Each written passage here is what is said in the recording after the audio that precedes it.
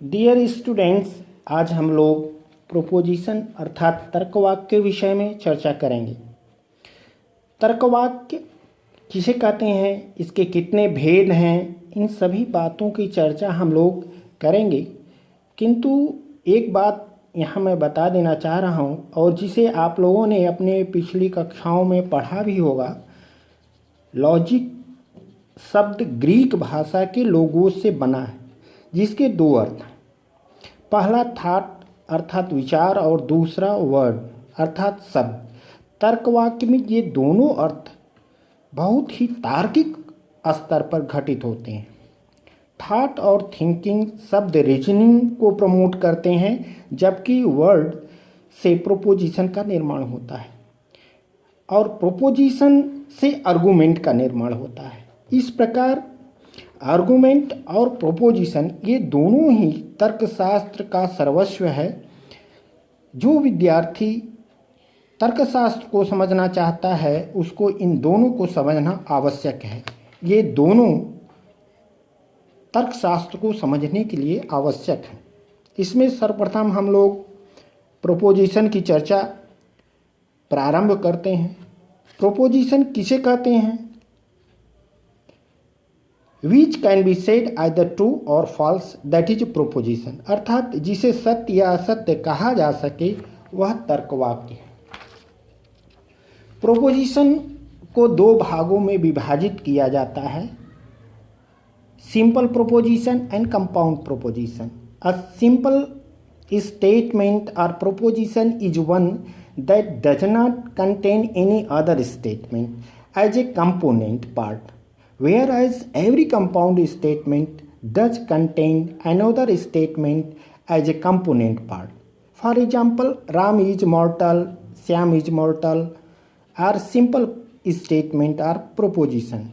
But when we say Ram is mortal and Syam is mortal is a compound statement. Dear students, आज हम लोग lecture के इस part में केवल सिंपल प्रोपोजिशन के विषय में ही चर्चा करेंगे। सिंपल प्रोपोजिशन को दो भागों में विभाजित किया जाता है, जैसा कि आप स्क्रीन पर देख रहे हैं। सिंगुलर प्रोपोजिशन, इसके एग्जाम्पल में दिया जा सकता है कि सॉक्रेटिस इज ह्यूमन। यहाँ इंडिविजुअल अर्थात व्यक्ति विशेष की बात की जाती है। It says that the individual Socrates has the attributes of being human. We call Socrates the subject term and human the predicate term. दूसरा है जनरल प्रोपोजिशन। इसको दो तरह से विभाजित किया जाता है, एक यूनिवर्सल और पार्टिकुलर और दूसरा अफर्मेटिव और निगेटिव। इसमें सब्जेक्ट और प्रेडिकेट के साथ ही साथ दो और बातों की चर्चा की जाती है। एक क्वांटिफायर अर्थात परिमाण, इसमें संख्या पर विशेष बल होता है। जैसे कोई कथन सभी के विषय में कहा जा रहा है या कि कुछ के विषय में कहा जा रहा है। और दूसरा कपुला, इज, आर आदि। जनरल प्रोपोजिशन ए, ई, आई और ओ, जिसके एग्जाम्पल आपके स्क्रीन पर दिए गए हैं। All human, A proposition all humans are mortal, E proposition no humans are mortal, I proposition some humans are mortal, O proposition some humans are not mortal. इसमें A proposition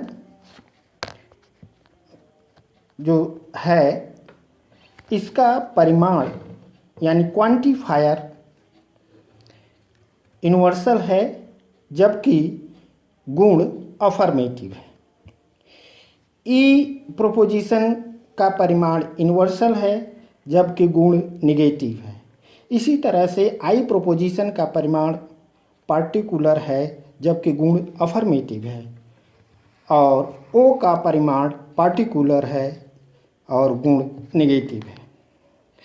इन चारों तर्कवाक्यों को अच्छे से समझ लेने के बाद हमें युक्ति के विषय में अच्छा ज्ञान हो सकता है। जब तक हम इन तर्क वाक्यों को अच्छे से नहीं समझते हैं तब तक हम आर्गुमेंट या युक्तियों के विषय में ठीक ठीक समझ उत्पन्न नहीं कर सकते।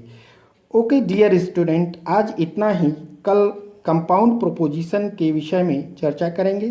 तब तक stay home, stay safe, keep studying, keep smiling. Thank you very much.